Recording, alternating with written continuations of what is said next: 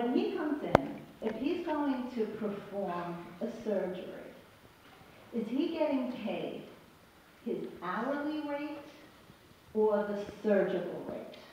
No, he's getting his hourly rate for hours that he is working at the shelter.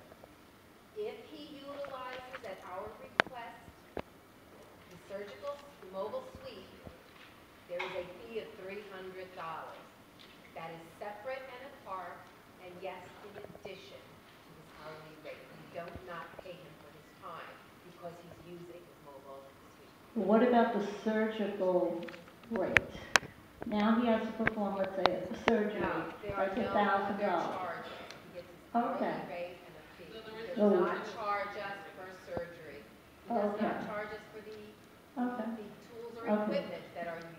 So when he's on hourly rate time, he does not get paid for surgery? Okay. Okay, now, thank you. I appreciate that. You weren't here last meeting, Kate Murray, and I just want to say, at the last town board meeting, I read a portion of a desperate email from one of the new rescue liaisons. Since then, we haven't seen any more of those.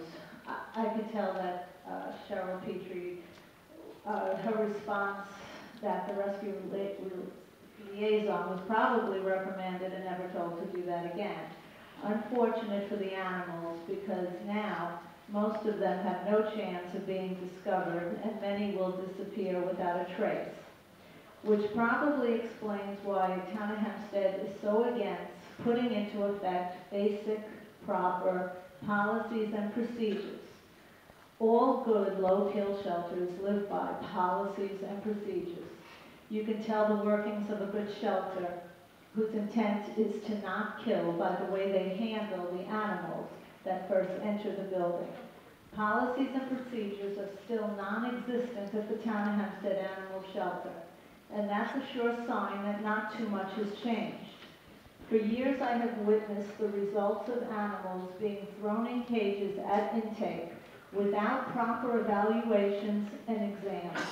I have seen cats in critical condition, suffering, and even found dead by the morning, which could have been prevented with the proper intake procedures. In reviewing the drafts that Cindy calls policies and procedures, it is quite evident that Cindy has put on paper in black and white the incompetence of the animal shelter. There is no mention of an examination at intake from the supposedly full-time on-staff veterinarian, or even a vet tech for that matter. No mention of vaccines at intake. No extensive behavioral notations and medical information. No mention of photographing the animals for identification purposes, for immediate listings on pet finders and various other missing animal sites for the stray animals that come in, hoping to be reunited with their owners as quickly as possible. Instead, the policies and procedures reveal the animal gets the same sloppy, inefficient intake that it always has, and now it's even worse. The animal gets thrown into either the garage or the kitchen out of the public's view until someone makes their rounds the next day to check on them. This clearly indicates that Town of Hempstead wants to continue to hide that animal, lie if necessary, and kill when needed. The only procedure that Cindy has added is collar bans. For a new director to be in place for 7 months and not be able to implement a proper policy and procedure with the basic guidelines, something is very wrong.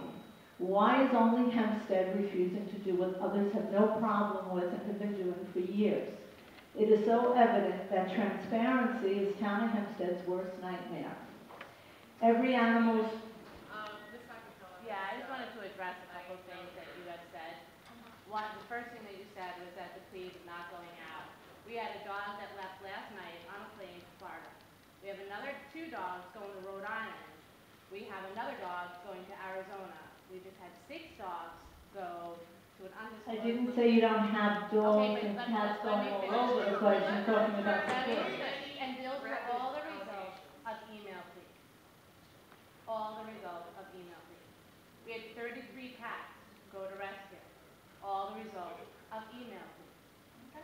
Okay, so that is just a false statement that you are making. Well, I just haven't seen The any policies since and that last. The policies and procedures that have been in place, the kitchen and the garage that you speak of, are for initial intake to reduce any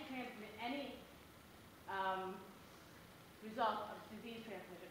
If an animal comes into the shelter and is shedding calicivirus, as I'm sure you're very, very aware of, and it's not examined first and goes into the general population, I just now expose all the adoptable cats to that virus. So they go into the kitchen area until they're examined and receive Until they're examined, that's what I'm having a problem with. Within 24 hours, they're examined. Within 24 hours is not good enough. It should be an intake. Every shelter in the United States has it within 24 hours. It's within best practices of sheltering. They have policies at intake. Someone checks the animal at intake. That is not always possible. The doctor could be in surgery, the doctor could be dealing with an emergency. There's always somebody else there. That's not There- qualified yeah. to do this, to do as medical intake. Ms. Iacocella and Mr. Giannicola. I know, you're gonna say we can do this at another time, but we unfortunately cannot. Yes, we can. You've done your 3 minutes. You have questions for the shelter director. Feel free to have a conversation with him. You say that, but then they take her away. She doesn't answer my emails. She doesn't answer phone calls. I mean, I would love to sit down and talk to her. Sit and talk with him. Okay, then we'll discuss it on our own. Then I just want to say something